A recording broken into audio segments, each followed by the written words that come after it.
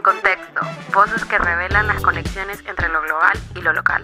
Hola a todas y a todos que están viéndonos a través de nuestras plataformas en contracorriente.red. Soy Jennifer Ávila, directora editorial de Contracorriente, y hoy vamos a hablar con el empresario hondureño Eduardo Facusé. Estamos ya cerca de las elecciones en Honduras y uno de las preocupaciones más grandes del pueblo hondureño es la situación económica, ¿verdad? Lo que vive día a día. Entonces vamos a hablar un poco de eso, pero también sobre el momento crítico que estamos viviendo con la desconfianza y con la polarización a pocos días de las elecciones en Honduras.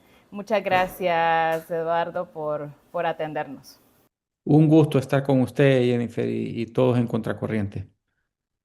Bueno, quiero comenzar ya un poco haciendo un análisis de este gobierno, ¿verdad? Está cerrando un gobierno que tuvo pues múltiples situaciones, ¿verdad? También una crisis de gobernanza desde el tema del Congreso, promesas que no se cumplieron, ¿verdad? Que eran bandera de ese gobierno, como la lucha anticorrupción o la misma ley de justicia tributaria. Y que se plantea en este momento frente a las elecciones como pidiendo una oportunidad para continuar, ¿verdad? Pero a nivel económico, a nivel de avances en este tema que es tan preocupante y que es tan importante para la gente, ¿cuál es su balance? Sí, mire, yo creo que el gobierno de doña Xiomara entró con gran capital político. No me puedo recordar la última vez que entró un gobierno con tanta aprobación electoral. Realmente fue abrumadora su victoria y ella contaba con un capital casi absoluto para poder promover las reformas que necesita el país. Lastimosamente, a través del tiempo fueron destruyendo esas alianzas por razones, yo dijera, ideológicas. Si bien el electorado se volcó a apoyar una alianza amplia de personas, ya en la parte del gobierno se le delegó la responsabilidad de gobernar a un grupo que yo considero era más radical en sus posturas, ¿verdad? Y no era representativo de la alianza que promovía doña Xiomara. Entonces, creo que este grupo de personas hasta cierto punto secuestró el poder, ¿verdad?, del país y lo dirigió a un camino donde se caracterizó mucho por confrontación, ¿verdad? Desde el inicio en el Congreso Nacional vimos realmente cómo se confrontó esa situación. Y después en todos los otros aspectos, ¿verdad? Creo que hubo confrontación abierta y de una manera, creo, poco sincera con el sector privado. Y también, pues, se fue perdiendo todo ese apoyo, todo ese capital político que llevaba doña Xiomara con ella. Realmente en poco tiempo lo destruyeron, ¿verdad? Y a raíz de la destrucción de ese capital político, no tuvieron la capacidad de promover ninguna reforma importante ni en la parte económica, Jennifer, ni en la parte democrática. O sea, muchos esperábamos cosas como la aprobación de la segunda vuelta o diputado por distrito en la parte de reformas electorales. Era una promesa que a gritos venía pidiendo la ciudadanía, ¿verdad?, para modernizar nuestra democracia y tampoco se aprobó eso. Y en la parte de las promesas que había hecho doña Xiomara, como la más importante para mí fue la traída de la Sisi, también destruyeron esas alianzas que podían traer los votos para la aprobación de una gestión como la Sisi. Entonces, al final, todo quedó en promesas, mucho discurso, pero al final, en concreto, el avance ha sido pobre o nulo. Realmente, el país ha caminado más por inercia de la macroestabilidad, que yo sí debo reconocer que ha habido un manejo responsable de la macroeconomía, pero sin crecimiento. O sea, es una macroeconomía estable de pobreza. Realmente nuestro país no avanza, se encuentra estancado, si bien estable, pero no es realmente lo que aspirábamos ni lo que debemos aspirar en el futuro. Realmente el país necesita estar creciendo a un ritmo mucho mayor si realmente queremos transformar la vida de los ciudadanos en Honduras. Y no está sucediendo, está lejos de suceder. Realmente el gobierno habla de la macroestabilidad como un logro, Yo no lo considero así, ¿verdad? Creo que ha habido mucha falencia, muchas oportunidades perdidas por esa confrontación continua que tuvo este gobierno y que en mis ojos desperdiciaron una gran oportunidad política. Este tema de la alianza y de la que usted menciona, una deshonestidad con el sector público, tiene que ver con el tema de la ley de justicia tributaria en el centro de la discusión o con otras medidas con las cuales no estaba de acuerdo la parte de la alianza que estaba más cercana al sector privado.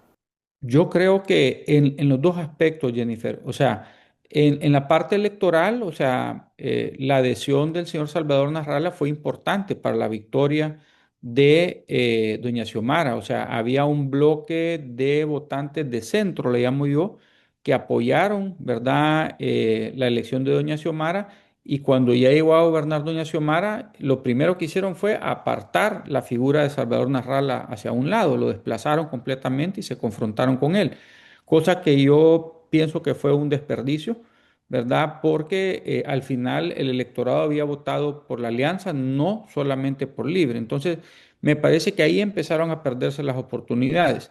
Y en la parte económica, creo yo que nunca existió una voluntad sincera de colaborar con el sector privado, a pesar de la importancia, ¿verdad?, que tiene el sector privado en la economía.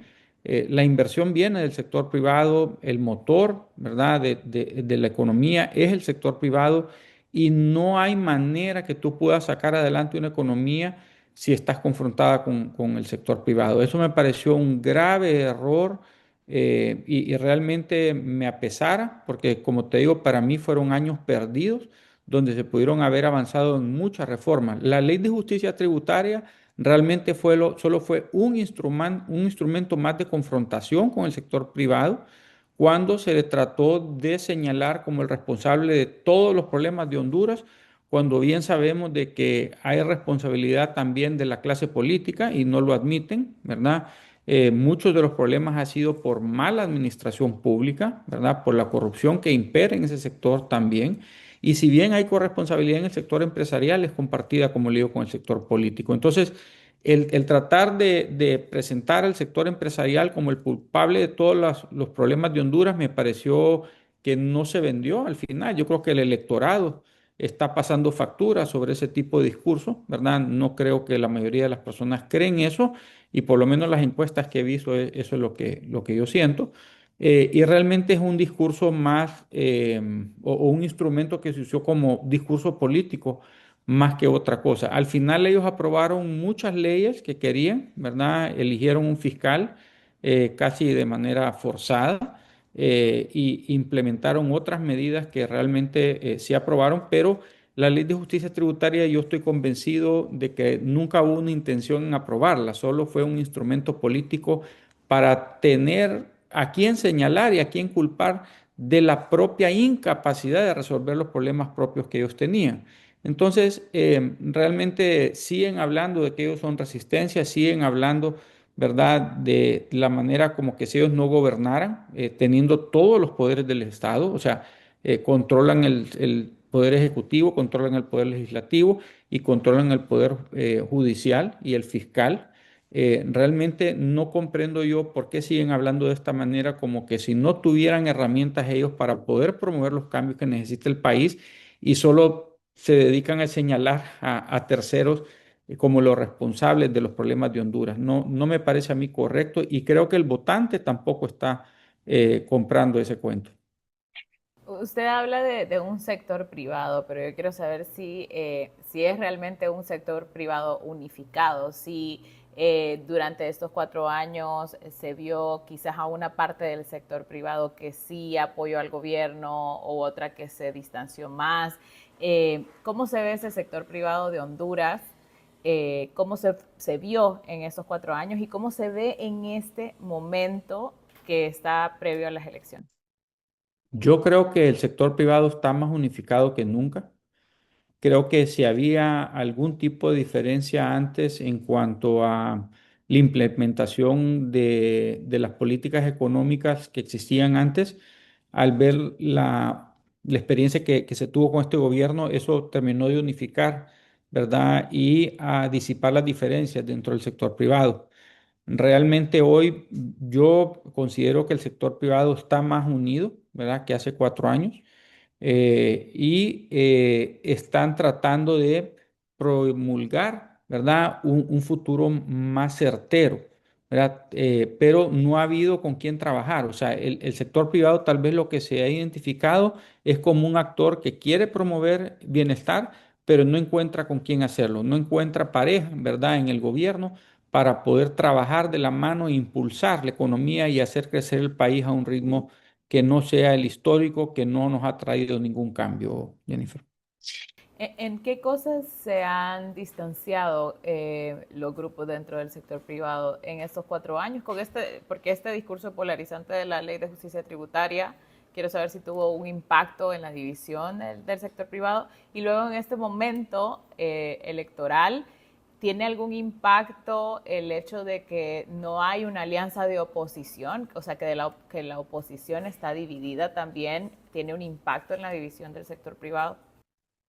Yo considero de que, mire, el daño más grande que ha tenido la confrontación con el sector privado es la reducción en la inversión. Eso es lo que más ha realmente impactado y que ha debilitado la economía, ¿verdad? El ritmo de inversión en nuestro país se detuvo y lo que existe de inversión realmente es reinversión de utilidades, o sea, reemplazar equipos que se han depreciado. Entonces, si yo tenía una máquina o un vehículo que ya se me gastó, pues yo invierto en comprar otro para mantener mi mercado, pero no estoy generando nuevos empleos. Y yo creo que la cifra más fidedigna es la del Seguro Social, ¿verdad? Las planillas del Seguro Social, digamos, el año pasado solo mostraron un incremento neto de 10.000, un poquito menos de 10.000 empleos nuevos. Entonces, para una necesidad nacional de 150.000 jóvenes que están saliendo al campo laboral cada año. Entonces, solo se está cubriendo el 6% de la necesidad nacional. O sea, para mí, en mis ojos, es un fracaso. Y eso se debe a que no existe inversión, ¿verdad? No hay realmente una promulgación de inversión de parte del gobierno, más bien lo que hay es ataque, ¿verdad? Tratan de perfilar el que apuesta por Honduras, el que invierte, como realmente, como que si fuera algo malévolo. Y entonces creo que el empresariado realmente ha hecho una pausa, ¿verdad? Hasta pues, verificar que en el proceso electoral exista otro camino, ¿verdad? Donde sí exista diálogo constructivo entre el sector público y el sector privado. En este momento y lastimosamente el gobierno se ha volcado completamente a atacar el sector privado como el culpable de todos los males de Honduras cuando todos sabemos que eso no es así. Y como comparando con 2021, en el que había un apoyo a una alianza, porque se quería un cambio, digamos, eh, después del gobierno de Juan Orlando Hernández y especialmente después de la reelección inconstitucional de Juan Orlando Hernández, no existe esa intención en este momento de apoyar una alianza de oposición por parte del sector privado, porque no existe en este momento una alianza de oposición entre los partidos, pero ¿existe una intención o podría haber una intención del sector privado de unificarse en una alianza de oposición? Me parece muy oportuna su pregunta y yo creo que la situación que había en el 2021 era aquella donde el partido de gobierno, en ese entonces el Partido Nacional era un partido mucho más fuerte con el electorado. Y por eso creo que en ese momento se buscó una alianza, ¿verdad?, del centro que representaba a don Salvador Narrala con el centro izquierda que representaba Libre para poder proteger esa alternabilidad.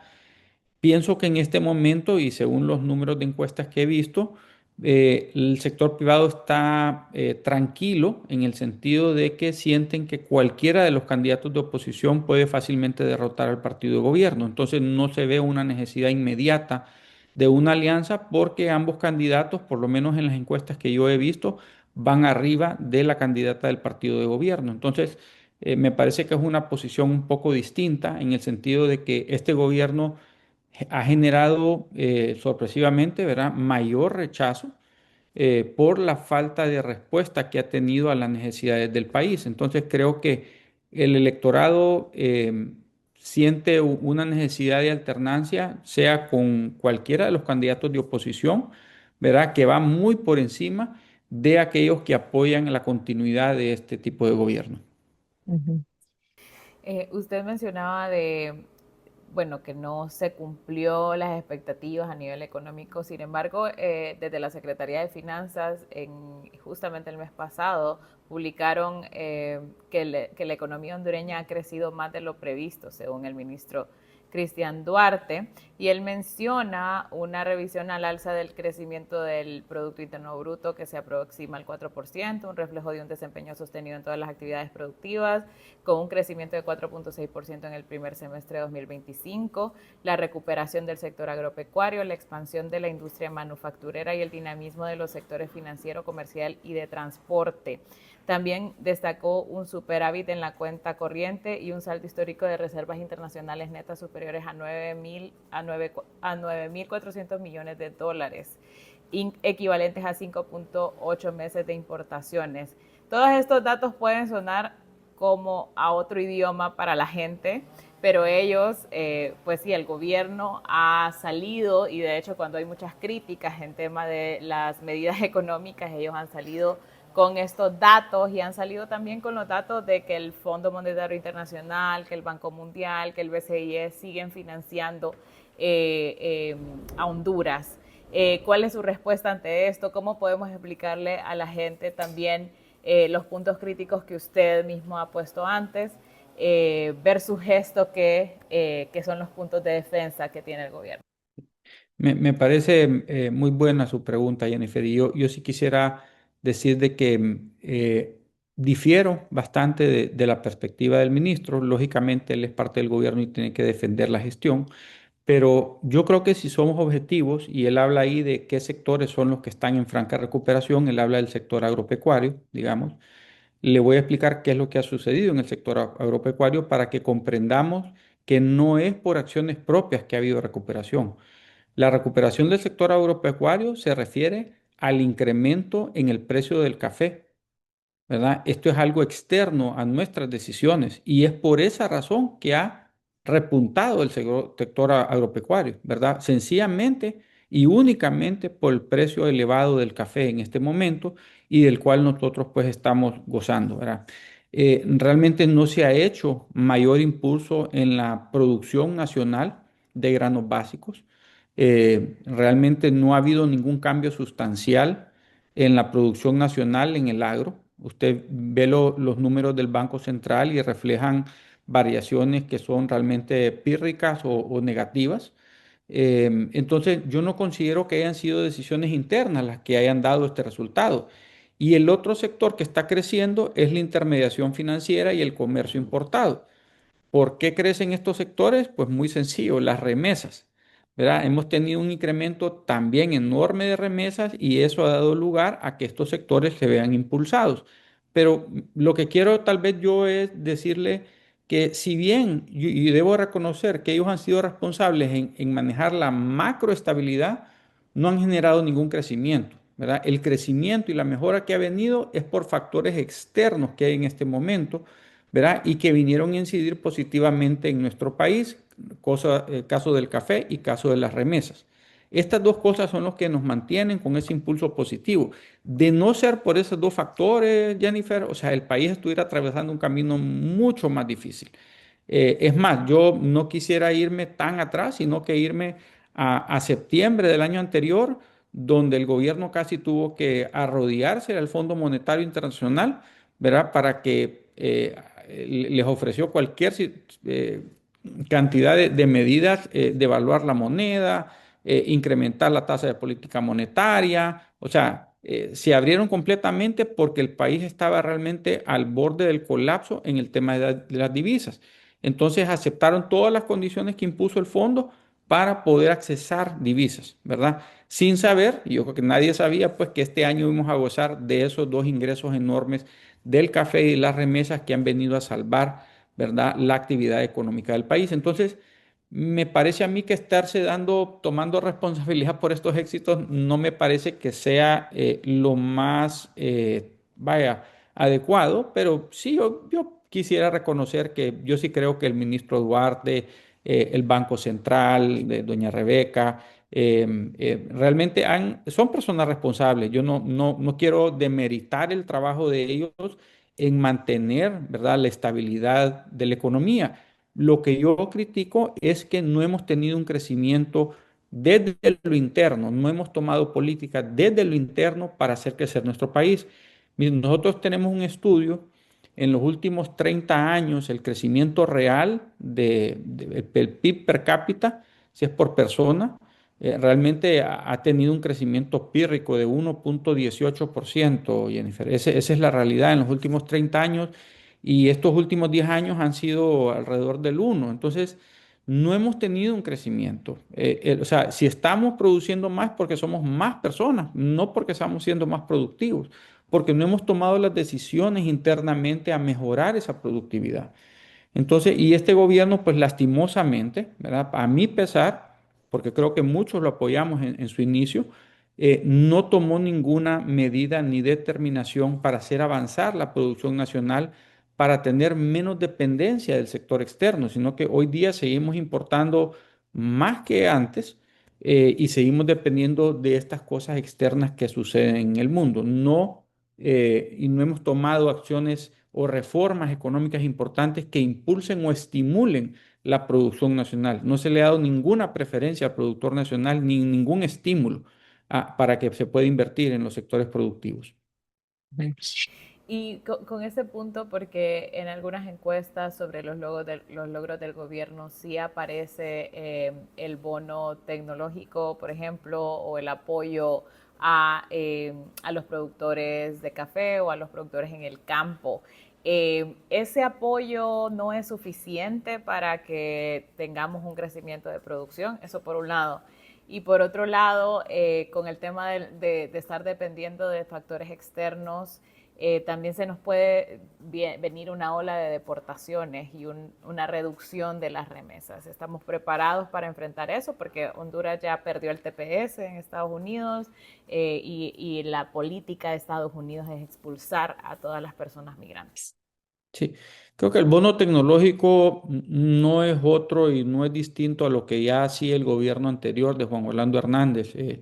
Lastimosamente ese tipo de bonos se politizan, Jennifer, y no van realmente donde más se necesitan. Entonces, me parece que no son los temas correctos. O sea, si queremos impulsar, digamos, el agro, nosotros hemos propuesto en forma abierta, y esto no lo hacemos en particular para ningún candidato, sino que el que lo quisiera tomar, que lo tome, pero creemos que se tienen que rebajar las cargas tributarias en el sector agrícola.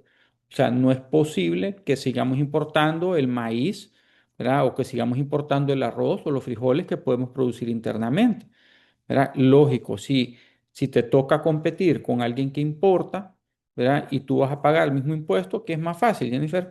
La gente prefiere importar y no complicarse, ¿verdad? Ante las invasiones de tierra, no hay seguridad jurídica, ante un costo energético para riego, digamos, que es elevado comparado a otras economías, comparado a costos financieros que son más elevados, ¿verdad? De países vecinos, y con una mano de obra que le falta todavía capacitación. Entonces, no nos hemos preocupado por mejorar la calidad de los insumos, ¿verdad? Entonces resulta más barato importar, y en especial si vamos a pagar la misma tasa tributaria, ¿para qué ir por la dificultad de producir?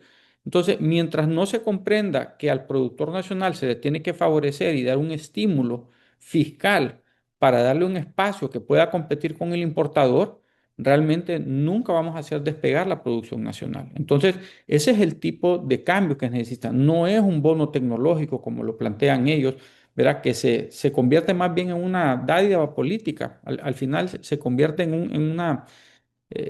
un instrumento de perversión política. Entonces, pienso yo que se tienen que hacer cambios más estructurales, ¿verdad? Para poder realmente impulsar estos sectores que son de gran importancia para el país. En lo particular, sí estoy preocupado por el futuro, porque sí pienso yo que aparte del TPS, me parece que Estados Unidos pudiera estar entrando a lo que es el inicio de una recesión económica. Y esto, lógico, va a traer consecuencias negativas para nuestro país porque muchas personas que tal vez dependen de ingresos en Estados Unidos no van a poder enviar la misma cantidad de fondos o de remesas que en este momento lo hacen. Entonces, creo que hay una serie de retos, pero sí estoy consciente de que pues, la situación y el ambiente no es tan favorable como lo ha sido este año para Honduras. Y con un punto más que también generó muchas expectativas, que fue la relación con China continental y que no se logró un tratado de libre comercio hasta ahora. Digamos, eso cómo afectó al país, porque al final también se cortaron las relaciones abruptamente con Taiwán. Y ese es un punto también crítico en este momento de elecciones, que también se está viendo hacia dónde van a ir los candidatos con respecto a la relación con China. Mire, yo creo que Honduras debe de tener relaciones con todos los países, yo no estoy en contra de esto, pero deben de ser relaciones responsables, Jennifer. Entonces, cuando tú analizas la relación con China desde el punto de vista económico, ¿verdad? Que yo creo que tiene que ser evaluado desde este punto de vista, tú tienes un país que nos envía 2.000 millones de dólares en exportaciones hacia Honduras cada año, 2.000 millones de dólares. ¿Y cuánto envía Honduras? ¿Cuánto nos compra China a nosotros?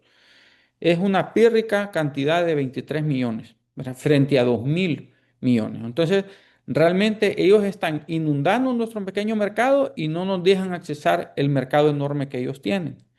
Entonces, es una relación realmente que para Honduras se encuentra en una enorme desventaja, ¿verdad? Y que hace un daño tremendo a nuestra economía porque todas estas importaciones afectan productores nacionales, sea de calzados, sea de ropa o de cualquier otra índole.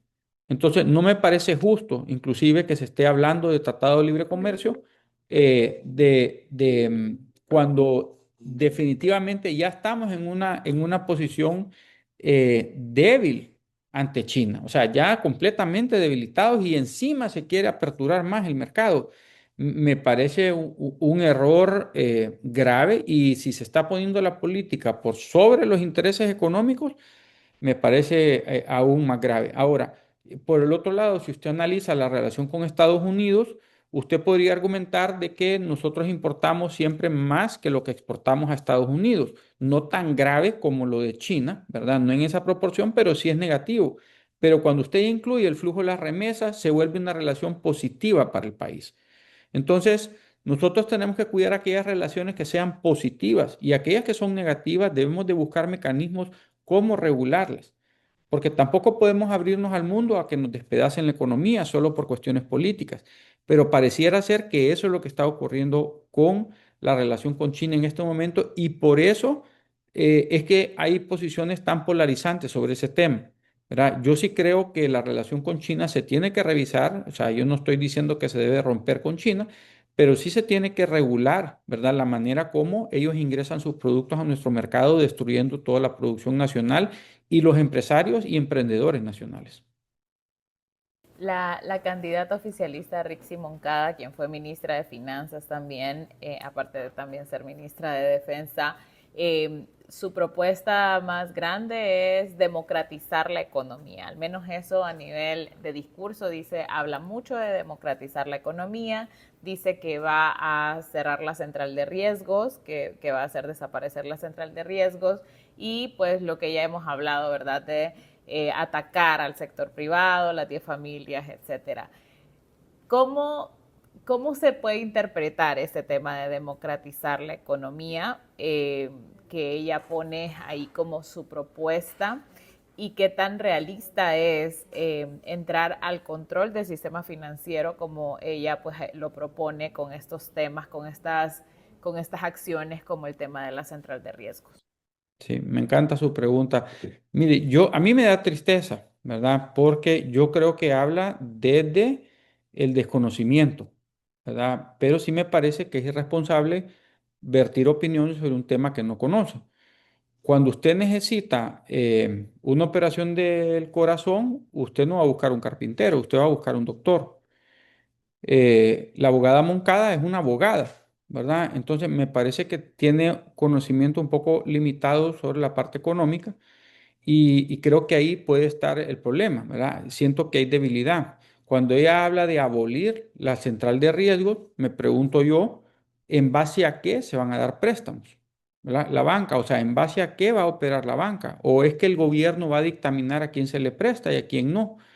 Si yo soy ahorrante en la banca hondureña y el gobierno es el quien va a decidir a quién se le presta, yo creo que la gran mayoría de nosotros va a retirar sus ahorros del sistema y lo que va a crear es un gran colapso financiero en el país, ¿verdad? La banca creo que se le puede criticar tal vez por no ser incluyente y hay que buscar las maneras como reformar eso, pero no es eliminando la central de riesgos, es reformando la central de riesgos que se consigue eso.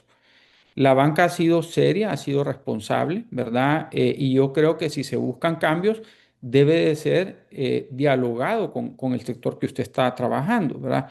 Creo que la mayoría de las empresas, incluido el sector bancario, son personas de buena voluntad que quieren lo mejor para Honduras, Jennifer, ¿verdad? Pero ya de entrada, suponer que son los enemigos del desarrollo, así como lo plantea ella, me parece que no tiene la apreciación correcta de la gran responsabilidad, ¿verdad?, que conlleva ese sector.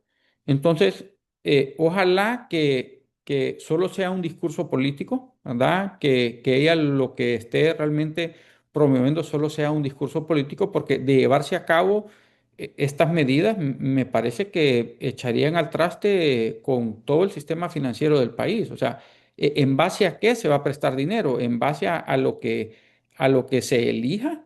Como lo dice ella, democráticamente, creo que hasta la palabra está equivocada. Cuando hablamos de democratizar la economía, o sea, la palabra correcta es pluralizar la economía. ¿Cómo podemos hacer para que más personas participen, ¿verdad?, de la actividad económica, tanto en la parte laboral, ¿verdad? Porque debemos de buscar cómo hacer crecer el empleo. Esas personas que emplean van a poder ser capaces de pedir créditos, ¿verdad? Y esas personas que después tengan algún capital, de repente quieran invertirlo. Entonces necesitamos pluralización de empleo, pluralización de crédito y pluralización de inversión. ¿Verdad? Pero es pluralización el concepto correcto. Ella habla solamente de uno de los elementos que es el crédito, ¿verdad? Como que si fuera dinero gratis que se va a prestar y que no conlleva responsabilidad para nadie. Entonces me parece que necesita pues educarse un poco mejor sobre estos conceptos y tratar de transmitir más bien un mensaje que le deje confianza a las personas ahorrantes que tienen dinero en el sistema. Yo creo que más bien en la medida de ella me parece que le aleja electores posibles, porque creo que a todos los que están en el sistema financiero, que creo que es la mayoría, en forma de ahorro, creo que más bien lo que le deja es dudas sobre si sus ahorros estarán seguros o no en la próxima administración. Entonces, no me parece que ha sido una estrategia, si fuera política, adecuada, ¿verdad? O sana para efectos del manejo económico. Entonces, sí me parece que ha habido falta de análisis en la propuesta que hace. Como le digo, yo supongo que es un discurso político y que no va más allá de eso, así como lo fue en su momento la ley de justicia tributaria, ¿verdad? Porque si usted se pone a analizar la ley de justicia tributaria, en los próximos 15 años, si de ser aprobada, tampoco ayudaba con mayor tributación. O sea, se iban a respetar todos los derechos adquiridos de las empresas existentes. Entonces, ¿cuál es la razón de limitar el crecimiento a futuro? Me parece que nunca hubo un objetivo de aprobarla, sino que más bien de utilizar estos proyectos de ley como herramientas políticas, ¿verdad? Para generar un discurso revolucionario, por decirlo así, o ideológico, contra aquellos que han tenido éxito trabajando de manera honrada a través del tiempo. Bueno, ya para terminar, quisiera preguntarle ¿Qué mensaje le puede dejar a la gente en este momento en el que hay tanta incertidumbre por las crisis, especialmente en el Consejo Nacional Electoral, en el Tribunal de Justicia Electoral, el discurso de la candidata oficialista diciendo que no va a aceptar la transmisión de resultados del CNE? Honduras va a elecciones en un estado de excepción, pero además con una fortaleza muy grande de las Fuerzas Armadas que están dirigidas por la presidenta Xiomara Castro y a quienes les ha dado más potestades de las que deben en este proceso electoral. Hay un ambiente de miedo e incertidumbre, pero ¿qué mensaje le puede dejar a la gente que también está esperando a ver qué pasa este próximo 30 de noviembre en Honduras? Que no perdamos la esperanza, que no debemos de tener miedo, que nuestro país ha atravesado retos mucho mayores al que tenemos en el presente y que tenemos que levantarnos temprano el 30 de noviembre a votar para depositar nuestro voto y demostrar nuestra voluntad frente a las entidades electorales.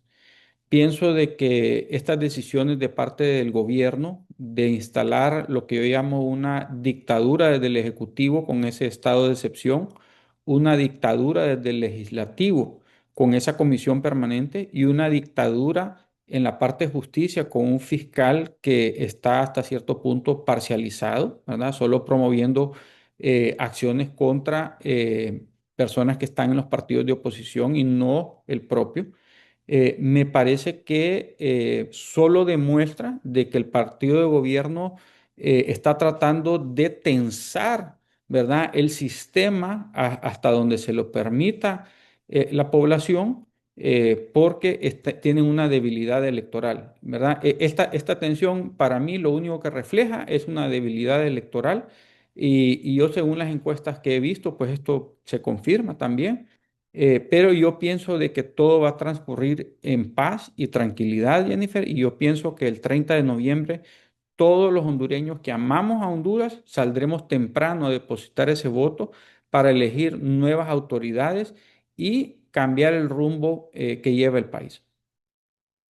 ¿Está dispuesto el sector privado a generar consensos y cambios positivos para un mejor manejo del país después de ese 30 de noviembre?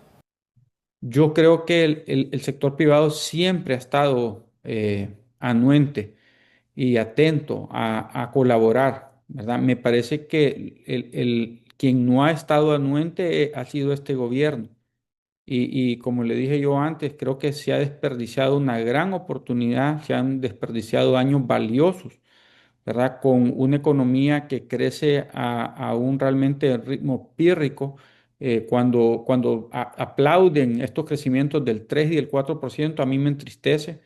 Estos crecimientos no transforman la vida de los hondureños. Necesitamos crecer a ritmos del 6, 7 o 8% para realmente impactar positivamente la calidad de vida de los ciudadanos y promover el desarrollo de la persona humana.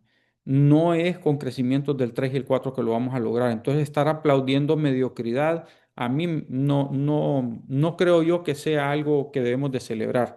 Y aspiro a que el gobierno entrante, gane quien gane, pueda generar este tipo de crecimiento, pueda hacer crecer la economía de nuestro país a un ritmo mayor y sobre todo que sea un crecimiento plural, o sea, que muchas personas participen de este crecimiento, no como está ahorita que está realmente el crecimiento concentrado de manera exclusiva.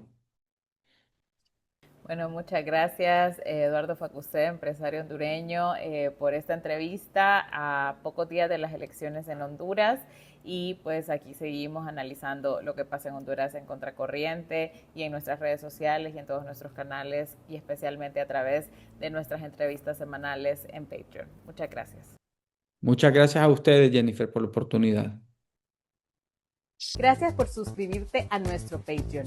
Con tu apoyo hacemos posible el periodismo independiente y te compartimos contenido exclusivo hecho con transparencia y compromiso.